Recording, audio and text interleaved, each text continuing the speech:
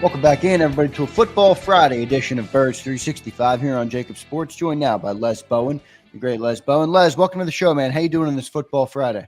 Doing great, fellas. What's up? Good to see you, Les. Happy holidays. I Yeah, hope your holiday season is not as hectic as mine. But as we march through, Philadelphia Eagles at least are taking our minds off of that. 12-2. 10 consecutive wins. Never been done before. You've seen a lot of good teams, Les. What do you think this team rates amongst the better Eagle teams? Obviously, they have a lot of work to do, but in the moment, how are you feeling about this team? Well, I didn't cover Steve Van Buren or Chuck. You're going Ray Diddy. You're going back to – I don't go back to 49 and 50, even though I'm old. But we've seen a lot of good modern teams. Yes, and this century, I would say this is the most complete Eagles team I've seen. We don't know, what they're going to do with all that, but I would say, the combination of offense and defense here is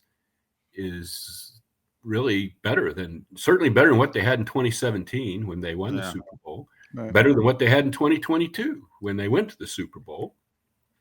And better than all those NFC title game lost teams of the Andy Reid era. Early in that era, I think the defense was better than the offense by quite a bit, and then the defense fell off in that era. And this is with Detroit ridiculously hindered by injury. Yeah. This is the best roster. Now, Buffalo, to say Buffalo's better, you have to rate Josh Allen, way, way, way, way, way above Jalen Hurts. That's the only way I see. Otherwise, Buffalo defensively isn't really close to the Eagles, I don't think. No. It's a scary situation, I think, for Eagles fans. They haven't been in this situation before, and it's going to be really. I don't remember when the Eagles won. The only time I quote Howard is, "If you're scared, get a dog." Yeah. Well, I was being No, I know what you're saying, but you're not used to being the favorite. Yeah, not used to being the top dog. Right. I get it. The whole mentality of the city is based on underdogs. I mean, they wore the masks back when they won the Super Bowl. So these guys aren't underdogs. No, they're not underdogs. No, they can't even try and lie and tell themselves. Yeah, you can't even use that card. The defense, though, I mean, Les, we've been around long enough that normally when you have a coaching hire, big time coaching hire, when you have a big time, even a big time player coming in, it's never quite as good as the hype is. Yeah. And I can't tell you how impressed I am with Big Fangio. It's so much better. Everybody, this is the guy defensively. And I'm like, all right, well I'm sure it'll be better. He's better. He's way better.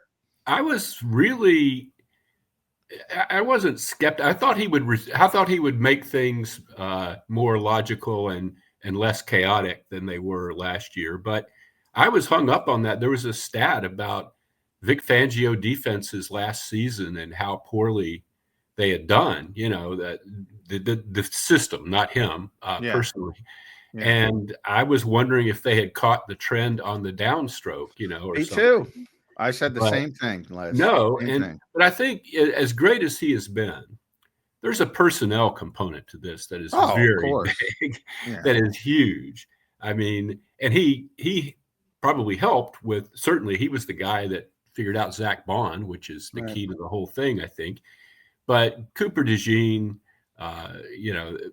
Mitchell, the development of Jalen Carter and even of Nolan Smith in the second half of the season. These are things that weren't, I mean, Sean Desai can just look at that and think, well, if I'd had all that, maybe I could have done a lot better. Yeah, I'm sure. It's always players first. I always say you can't win. The best coach can't win if he doesn't have players. But at the same time, we know how hard it is for young cornerbacks to play in this league, Oh and yeah, to hit the yeah, ground running.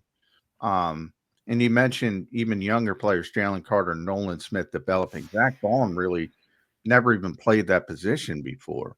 yes, Put those guys on tape, that's what's impressed me the most.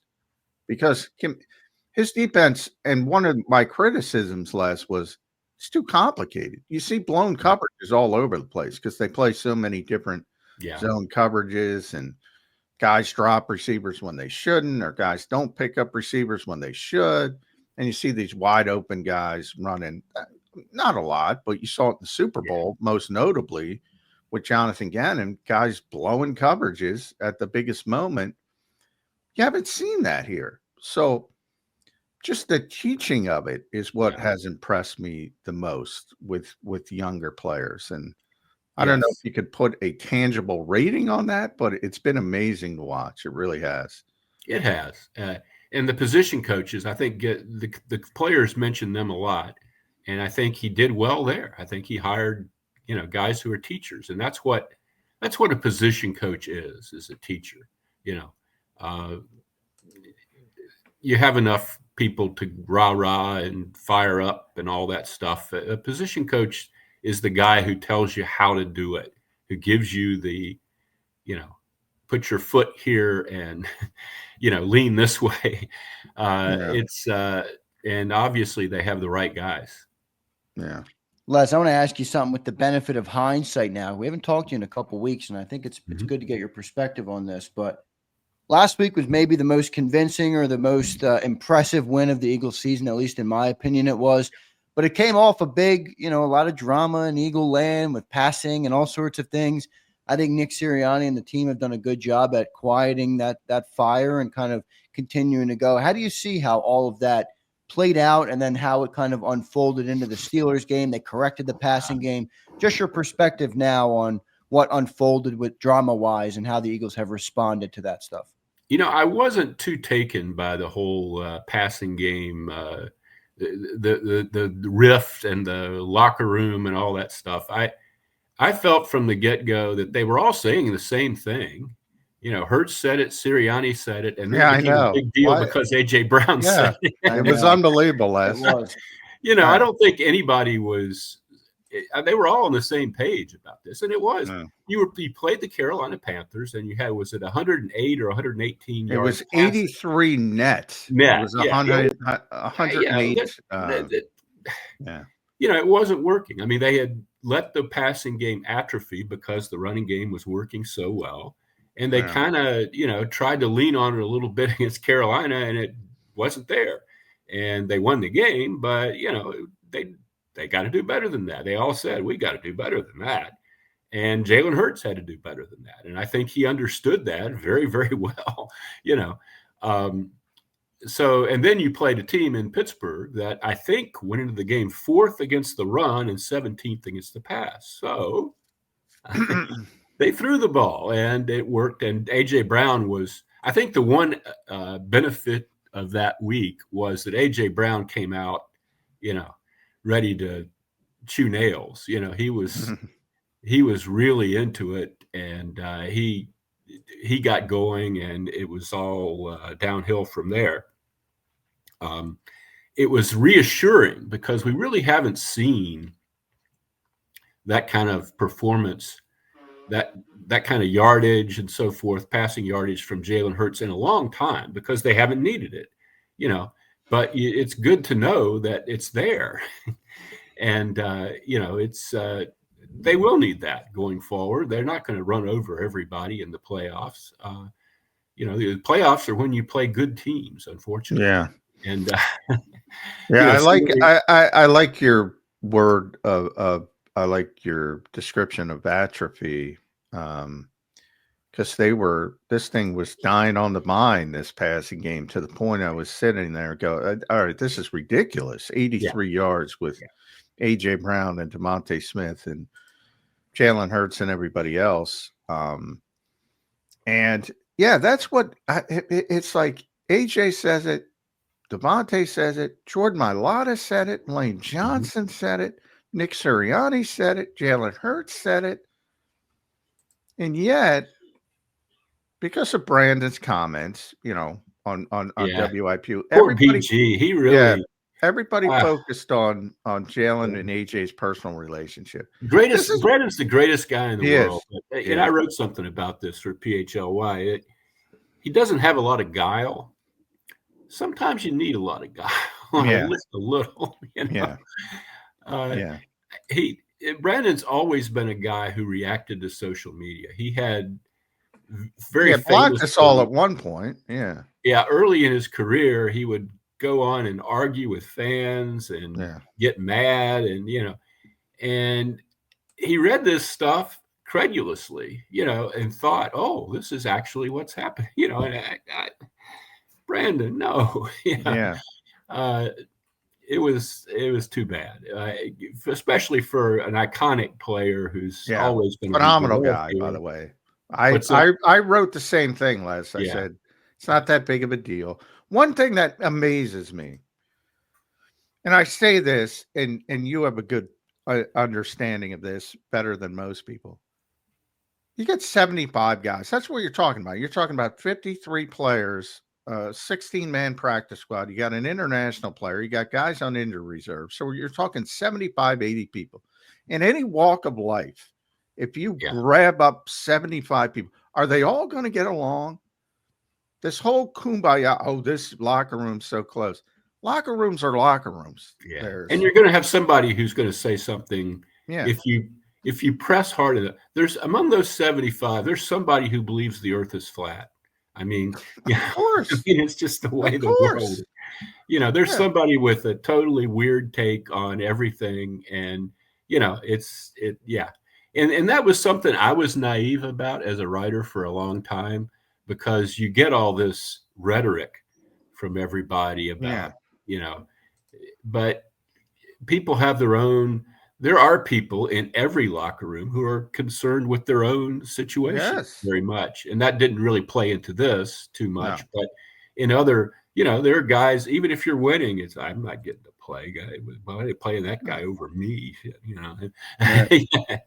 And most guys are smart enough that when you're 12-2, that's not the time to bring it up. Right. Most guys are smart, but it exists. It still Oh God, exists. yes.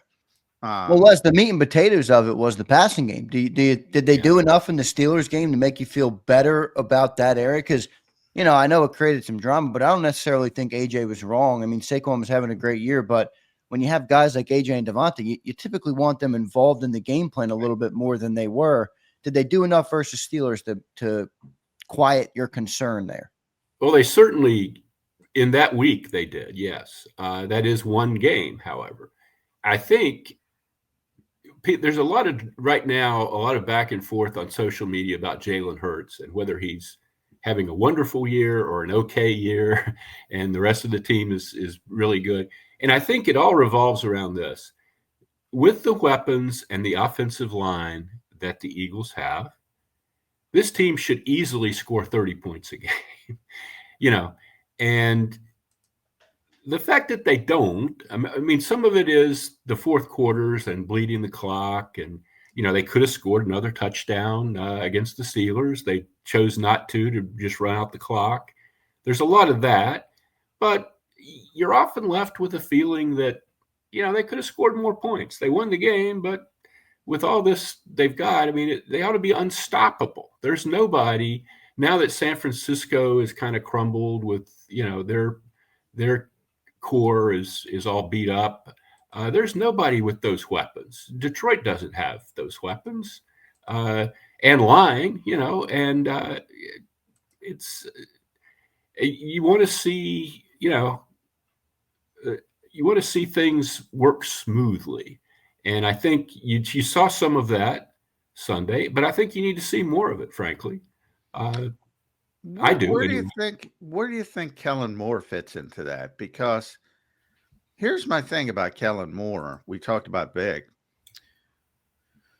Well, he's a former high-level quarterback in college, really set college Yeah, records. I mean, he was a big-time quarterback at Boise State, but obviously didn't have the size, but stuck around as a backup. So he's a high-level quarterback. And to me, Like he should know you got to get a quarterback in a rhythm. One of my pet peeves has been everybody's pet peeves has been those slow starts. And they finally got it right against Pittsburgh. And they used a lot of empty sets and tempo to try to get the quarterback in a rhythm. Jalen even used that word after the game. He got in a rhythm.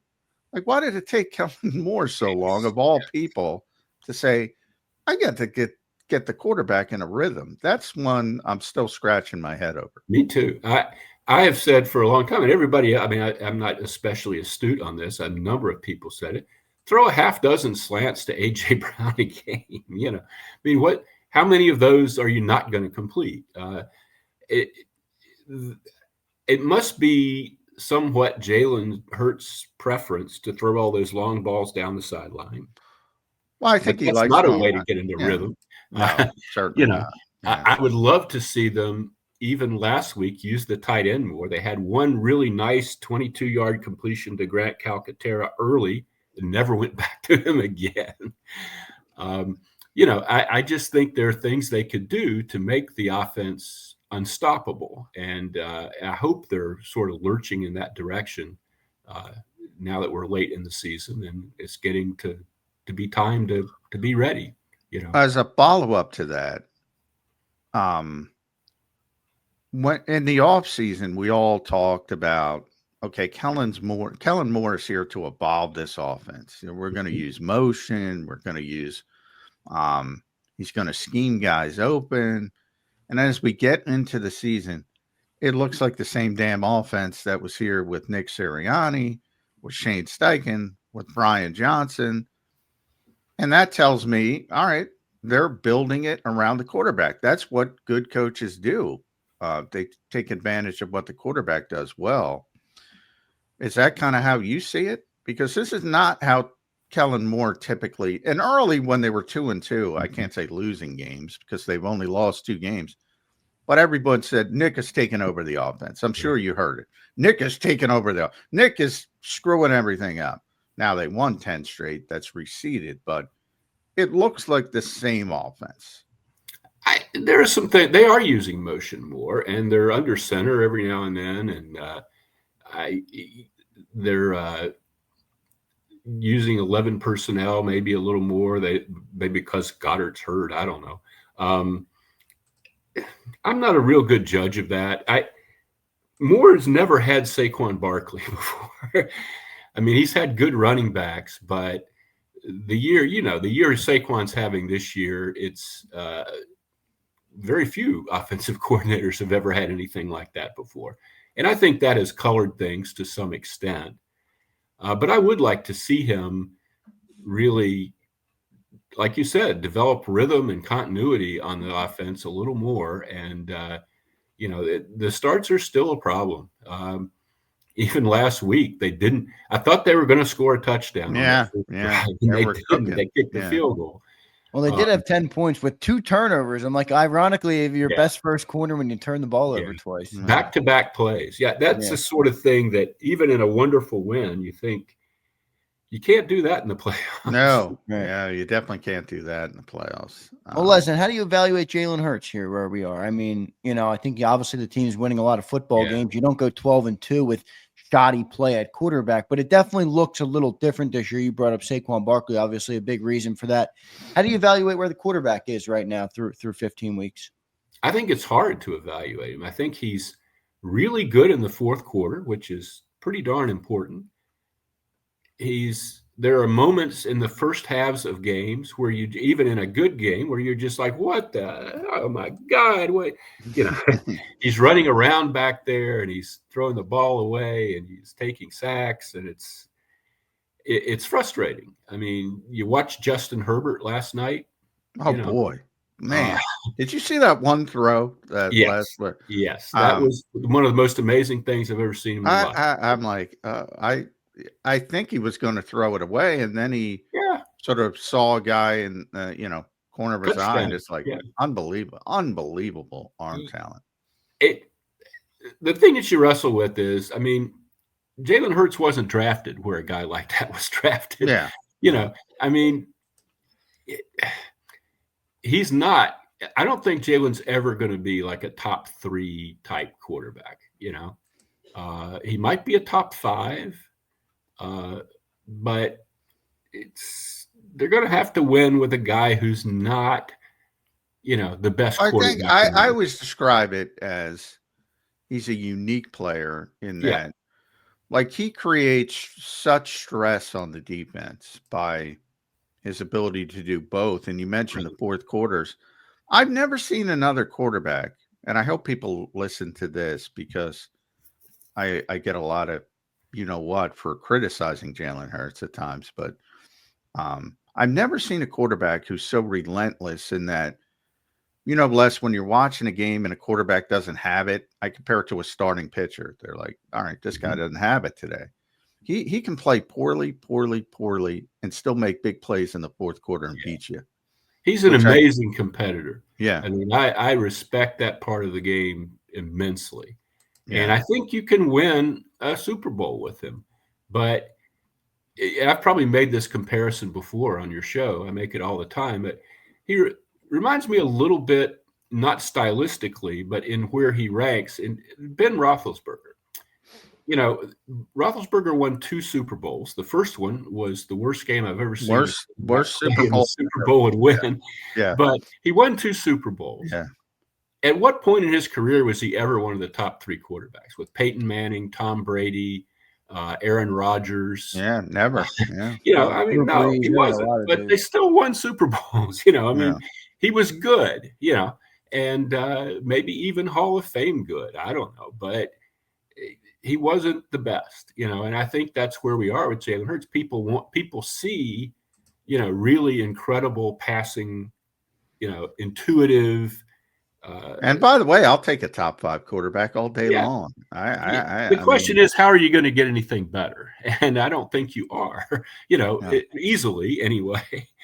I think here's my problem. I think 2022 Jalen Hurts was a top 5 quarterback. Yeah. I don't think 2024 Jalen Hurts to this point has been a top 5 quarterback. Do you think defensive coordinators just figured out how to limit what he was able to do? I think that's part of it. Yeah. I honestly, Les, I think there's an unintended consequence to everything. And the Eagles' running game has become so good, it has impacted the passing game. Yeah. And so you think if he had to go through the whole season, if they had to rely on his arm more, he would have developed and have much, much better stats. Yeah. Well, he definitely had better stats, but it's not about stats for me. It's about just effectiveness from play to play. Yeah. And I think he'd be in more of a rhythm, more of a that's what happens. I mean, if you lean so heavily on one side of the equation, again, I like your word atrophy. That's what happens to the other side. And Jalen said it when he was talking about watering the lawn. Sometimes you got to water the other side of the lawn, or it's going to dry up. Yeah. And he can clearly do it. I mean, look at what he did last week. I mean, he looked very effective in the past. I think he can clearly do it, but he did. It's an interesting. But the one thing that you still see, and you see him stand back there and unproductively, longer than most quarterbacks, because he has a really good offensive line in front of him. He gets a lot of time back there, and he doesn't always do much with it. And the difference between this and 2022 is before he hurt his shoulder about this time of year in 2022, he would just take off. If he didn't see what he liked, he would go, and he would go with authority and, purpose. And he wasn't like sitting down, he was going after it every time. And that made the offense really work because he was either completing passes more or less in rhythm or taking off. And either one of those things worked very well. When he got hurt, and, we've talked about it before, that could have been an injury that would have kept him out of the playoffs. It wasn't nothing. I think that affected his whole approach. He's not that guy anymore. He'll still make a dazzling run when he has to, but he's not as eager to go, hopping through the defense as he was a couple years ago. Yeah. He does it reluctantly now, and you can really tell that. And there's a lot more of that standing back there and looking around, which makes it look like, it's inefficient. I mean, it kind of is. But maybe that's one thing you just got to put up with. Yeah. At times. At Les Bowen, make sure you follow Les on the X platform. Read him at PHLY, at PHLY_sports. He's doing a tremendous job for those guys, and our friend Zach Berman, Bo Wolf. They do a great job. I'm gonna give you a bold statement. I want you to grade me for it, because I'm watching this team every week, and the Eagles lost a Hall of Fame center, and they're better on the offensive line. This is the best Eagles offensive. And how many good offensive lines is this? This is the best one. It's not Becton, Juergens has stepped in beautifully. Yes, for Kelsey, he's not as good as Kelsey. Part of this is Becton is a better right guard than Juergens. Juergens really wasn't a great right guard. No. They won with him, and he gave it everything he had, but he's a center. He's not a guard. Yeah. And Becton is a much more physically dominant player. Yeah. He's an opposing man. He has been unbelievable less. And then Jordan Mailata is having his best season. Yes. Mailata the whole left side. Lane Johnson is having one of his best seasons. Yes. So, yeah. So it's not about Kelsey, but they've somehow, it's so strange. They've gotten better. I don't think they're quite as good at center. No, they're not. Cam's not as good as, I want to make that clear. Cam's not center as good. is not the most crucial position on the offensive line. As great as Kelsey was at it, it's not, left tackle is probably the tackles are the key guys, and the center, if he can get out and do it. Cam does some of the same things that Jason did. He can get out in front, and we're talking about that block in the first Washington game where Cam looked exactly like he got those two big blocks on the one, two for one. On the brotherly shove, he's not as good. No. And you can tell that in the way that they nobody's ever going to be as good. You know why, Les? Because Kelsey would steal a quarter of a yard every single time. Yes. Yes. He was very crafty. Yes. But he also had incredible leverage, Yeah, he did. Phenomenal play. Not an insult to Jason Kelsey, because he's better at center than Cam is. But the whole group, or at least at this point in Cam's career, Cam is pretty good though for early. Oh, he's very good. He's probably not going to reach Jason's level, but that's hard. But the whole group, this group is better. And it's mainly because of what Les said. Mekhi Becton has been unbelievable at right guard. I didn't see that coming at all. No. They signed him to be a swing tackle, to be the backup tackle. And it just sort of developed that he would be the right guard. And, it'll be interesting because they have to sign him, I guess. I've got it. That's an interesting one for Howie, because you would think people would want to turn him back into a tackle and pay him tackle money. And if that's the case, how do you keep him? I don't know. I mean, I don't know if that's what I would do. I mean, how does Becton feel about this? I don't know what he wants. It's going to be tough to say. I mean, we're a long way from talking about the offseason, but it's going to be a fascinating offseason with that and Zach Bond and some other guys on defense. Yep. I think Milton Williams is bet on himself and won. Definitely. It's going to be, but a lot of ways to go. I tell fans, enjoy the ride before you get to enjoy the ride. And, you're not guaranteed that you're going to be in this spot this time next year. Yeah. I mean, there's a lot of things can happen in the offseason, a lot of things.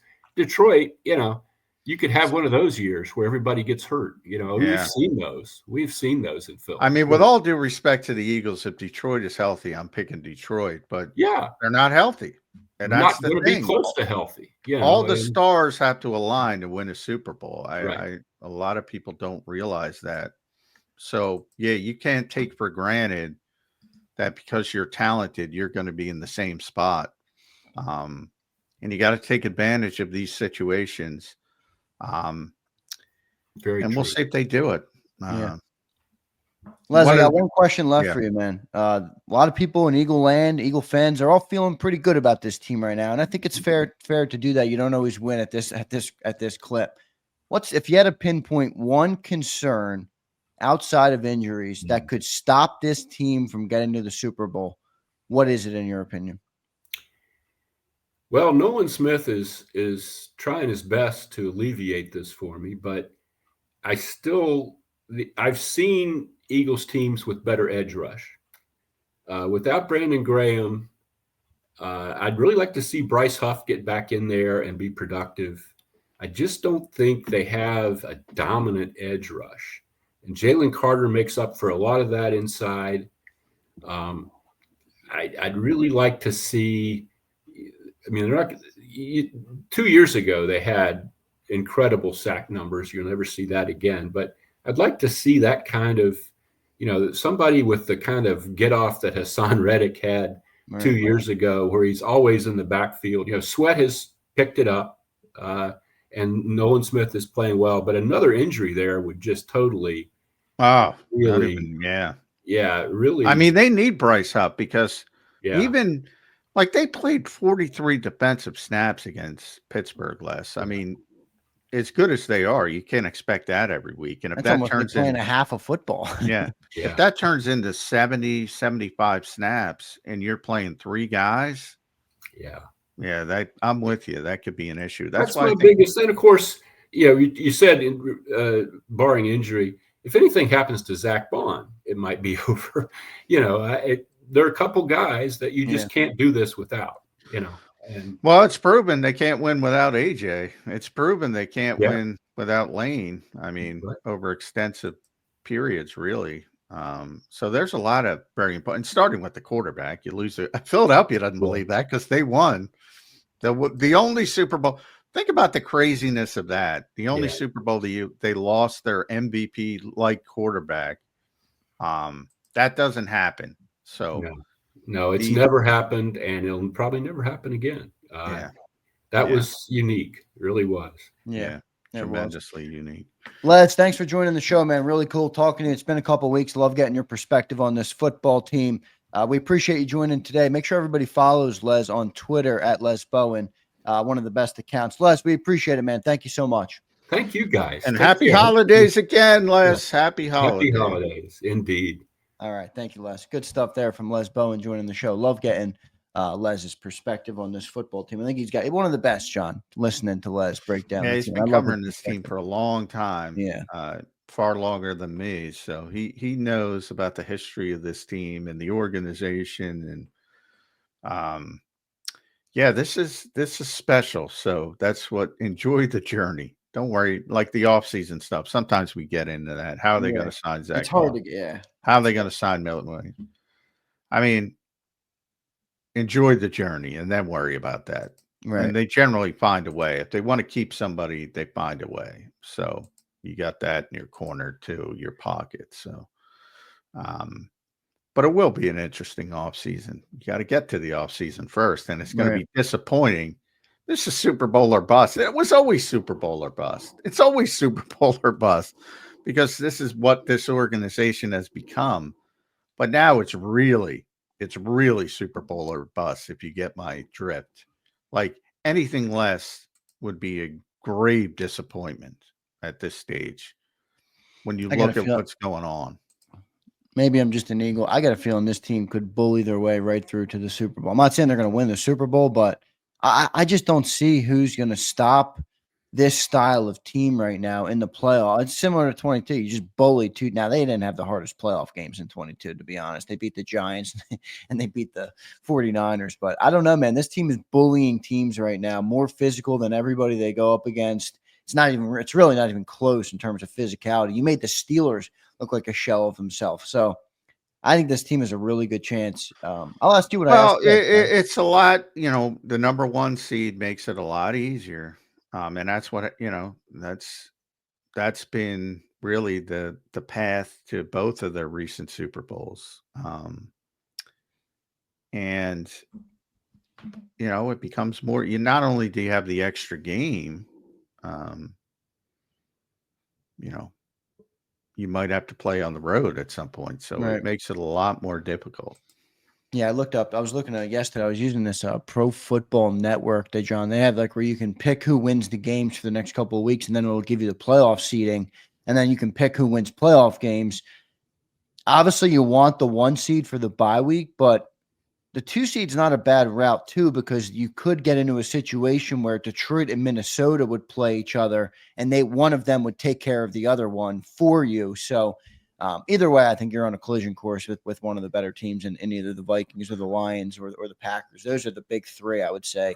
Well, the playoffs, you're going to, as Les said, you're going to play good teams generally. Now in 2022, they didn't play a good team in the Giants. That was just weird. And actually, they upset Minnesota at the time, which Minnesota was better, but they had a lot of problems defensively. Right.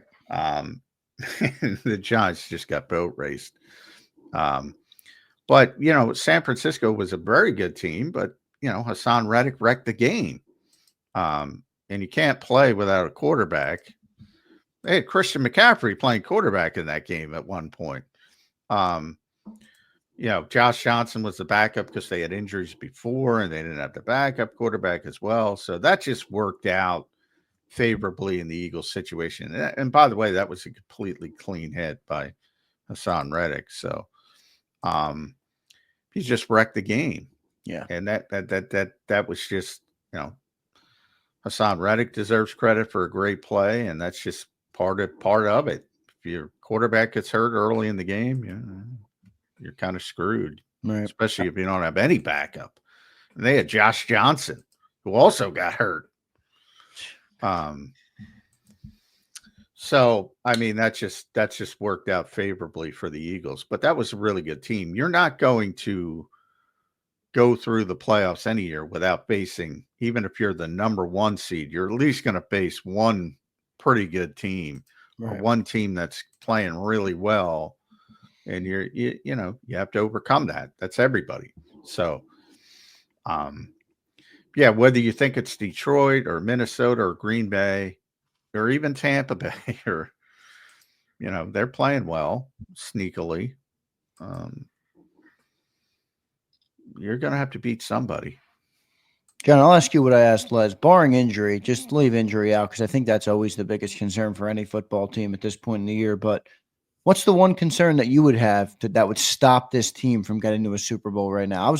I agree with Les that the edge is a little light, but I thought with the overall defense, I didn't think Les would go in the defensive side of the ball. No, I like Les's pick because I've been concerned. I talked about Bryce Huff yesterday and why I think it's so big to get him back in the mix, because I don't think you can persevere through this entire stretch, the final 3 games in the playoffs, with 3 edge rushers. I don't think that's sustainable,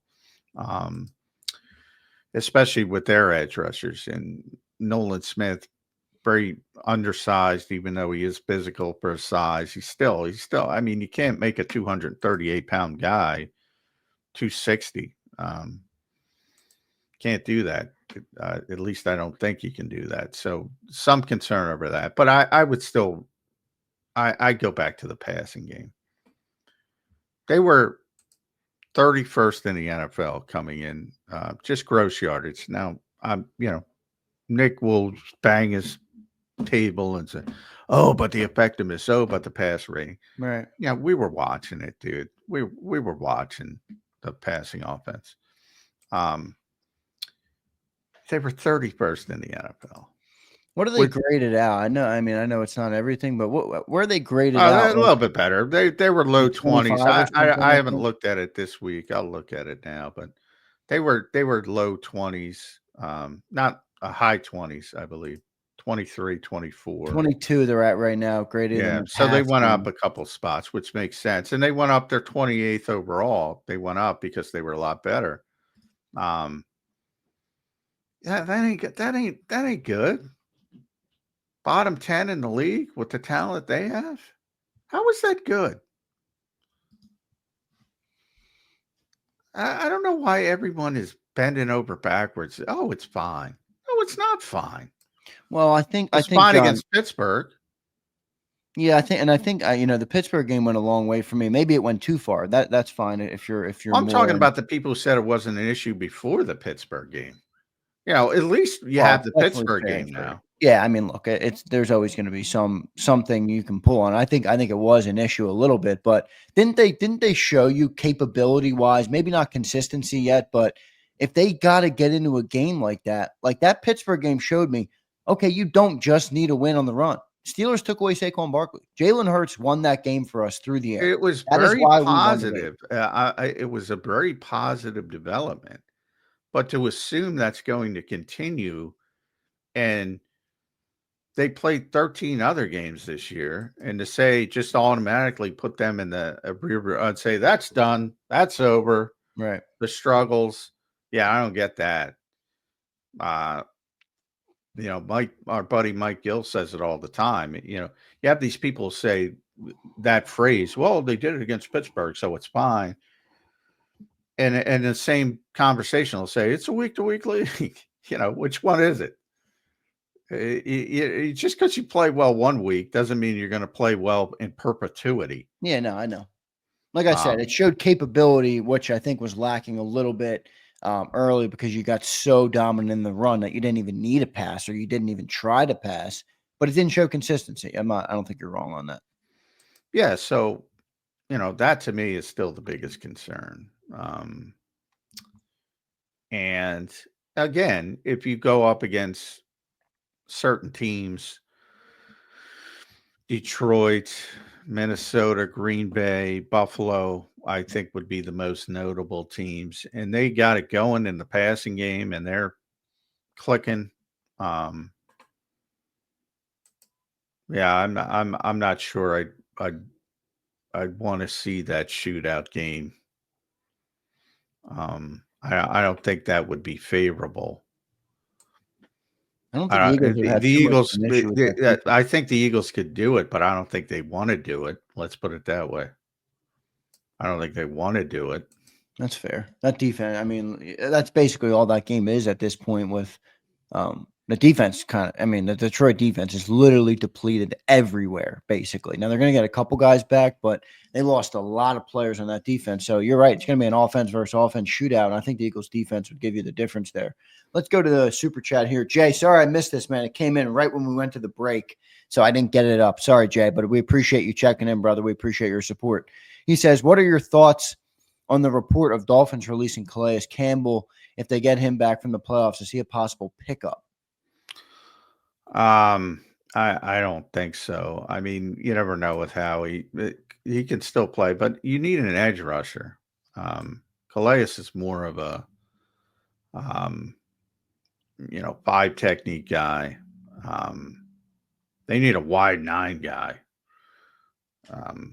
And they're fine on the interior. They're freaking fine with Jordan Davis and Jalen Carter, and Milton Williams is having a great year. And Moro Jomo stepped up. Is Calais Campbell better than Moro Jomo? Sure. But I mean, what are we talking about? They need an edge rusher. Can Calais play edge? I thought somebody told me, I was saying this yesterday, and somebody told me, he'll play edge. Well, he can line up you can line up right. You can line people up anywhere. It's how good they are there, how effective they'll be. That's not his. He's a 5 tech. To use the band terminology of 3-4, nobody plays a 3-4, but if they played a 3-4, he's a 5 technique.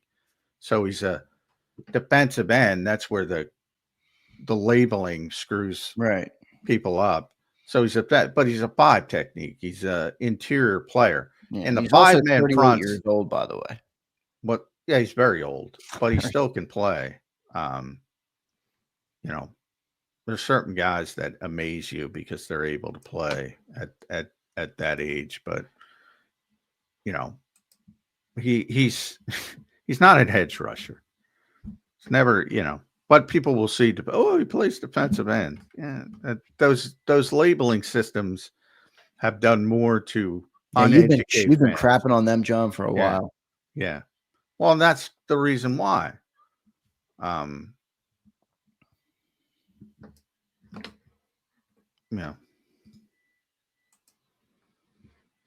And I don't even believe they have released him yet, but No, I don't think they have. There was just a report that they would or something for if he wanted to go to a contender. I'm not really sure what to make of it. I'm not. and I bet with Calais, if he does get released, and that's the plan, he's probably going back to Baltimore. Yeah, I'm with Niall, who says we don't need to mess with chemistry right now. I don't think it's the needed the guy you need right now. Like I thought 22 was the right move with Sue and Linval Joseph, to help stop the run. I thought that was the right move. I don't know if Calais is the right move. 38, I don't see it. No, I would. Like I said, they're fine. You just got to get Bryce Huff back in the mix. I think, we talk about one of the things again about not labeling, but sacks versus, the Eagles have the second best pass rush in the NFL from a production standpoint. Comes a little bit differently because, as Les said, it's Jalen Carter driven, but they have a pretty significant pass rush at this stage compared to everybody else. But I guess the sack numbers aren't where people want them. Yeah, I feel fine about it, honestly. By the way, they never blitz. They never blitz. And that's what I They're mean. getting this pass rush with 4 guys. Like I know everybody wants to sack, but at this point, is it a vanity metric? I mean, you have the number one defense in the NFL. It's always been. It's always been a vanity metric. I like that term, by the way. Always, and it's always been a vanity metric. To the days back of Jason Babin, which old Eagles writer will tell. Oh, he got 19 sacks. Yeah, that's all he's doing. He's not even playing in the structure of the defense. Yeah. Remember, we had 70 sacks the year we went to the Super Bowl, and then I think we had a nothing burger in the Super Bowl.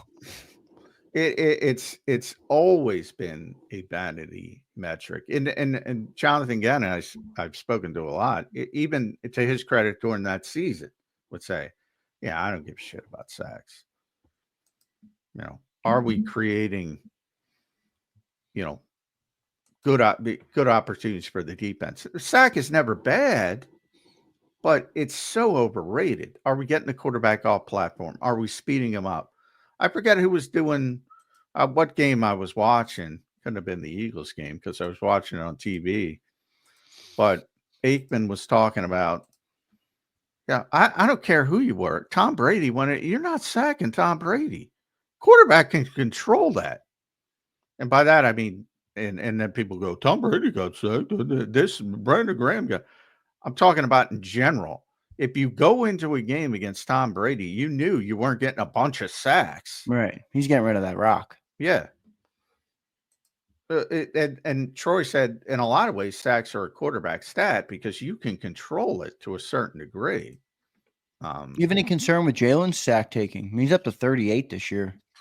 Yeah, I mean, dual threat guys always have the most sacks. So, Lamar always takes a lot of sacks. That's just part of it. So, no, not really, other than in each individual play. Obviously, there are many times where Jalen holds the football too much. And, so it's a fine line. But, I mean, he's always going to be a guy who takes a lot of sacks. Was this part of the argument you used to have with Jody where he said pressures weren't important? Yeah. And I always point to Chris Long in the NFC Championship game. Yeah. I mean, it's so obvious that Chris Long's a pass rusher, and he'll a good one. Yeah, Super Bowl winning one. He'll tell you flat out it's an overrated stat. It's like you can walk into 10 sacks on a good team. Was Jalen Carter creating them for you? Was the guy walking into you? So you got to look at each and every sack to say, all right, what happened here? Yeah, it's a vanity metric. I like your term, Zander. There you go. Feel free to use it, Johnny Mac. Look at Keith. Keith checks in. What's up, Keith? He says, went to my first Eagles game Sunday, and now I'm addicted. Best fan base in the world. Well, Keith, you're in the right spot, my friend. JAKIB Sports will give you content day in and day out about the Philadelphia Eagles all through the offseason, my friend. So we appreciate you for being here, Keith. That's pretty cool of you to comment that. John, we'll get to a commercial break here. Appreciate our 3 super chats that we got from Herman and Jay Perfect. That's cool of you guys. Appreciate the support As always, don't forget to hit that like button. We're up to 99 likes. Can we get to 200 likes today? It's a football Friday. We're going for our 11th straight win. We'll dive into this Eagles game. I got a question. You should do a giveaway for likes. I'm doing a giveaway today. All right. See, the people yesterday coerced me, John. I was coerced yesterday on our giveaway. And they coerce you for another. Well, we should have lobbied for more 200 likes, and then you'll give it away. That's a good idea, actually. Good at 200 likes. Maybe if what I've recently been doing is if we add 5 members or 8 members, I think it was yesterday. How many members can we add? A couple members today? If you want to become a member on JAKIB, that would be much appreciated, and the support goes a long way. But hit that like button for us, guys. It's one of the best things you can do to help us grow. And yes, there will be a little Zander clause today. The only caveat with Zander clause today is I got to move, so it's not going to be as drawn out. John, I like to draw it out for the people. I like to milk it, and they all get mad at me. They're like, come on, give it away. And I draw it out. I milk it, Johnny Mac. But today I got to be a little quick with it. So I'll do that after the show. 200 likes. Can we do it? I like that from Johnny Mac. Can we get the 200 likes? Hit that like button for us. We'll get to a commercial break. I got a good question about Saquon Barkley for John coming up next, and we'll have an opened up hour number 2. So we'll take some of your comments, some of your questions. Anybody that super chats a question in, I will read that to John. So we'll do that in hour number 2, and then we'll put the final touches on this game before we get there on Sunday. It should be a good game on Sunday with a big one, and Commanders will be looking to win, obviously, with their playoff picture. So we'll talk about all that in hour number 2. Before I get to our break, I want to tell you guys about the great people at BetUS. Big thanks to them for sponsoring the 2-hour show today. Go to betus.com.pa and use that promo code you see on your screen right now. It's YouTube150. It gives you 150% sign-up bonus on your very first deposit. And then you get 125% on your second and third deposit, all up to $2,000. So deposit less and bet with more at betus.com.pa. That's betus.com.pa. They have the fastest payouts in the business, 24/7 customer support, and they'll even give you your own custom account manager. So big thanks to them for sponsoring Birds 365. And we'll be back in 3 minutes, everybody, to preview this Eagles-Commanders game some more and talk to you guys in the chat, plus a question on Saquon Barkley. Back in 3.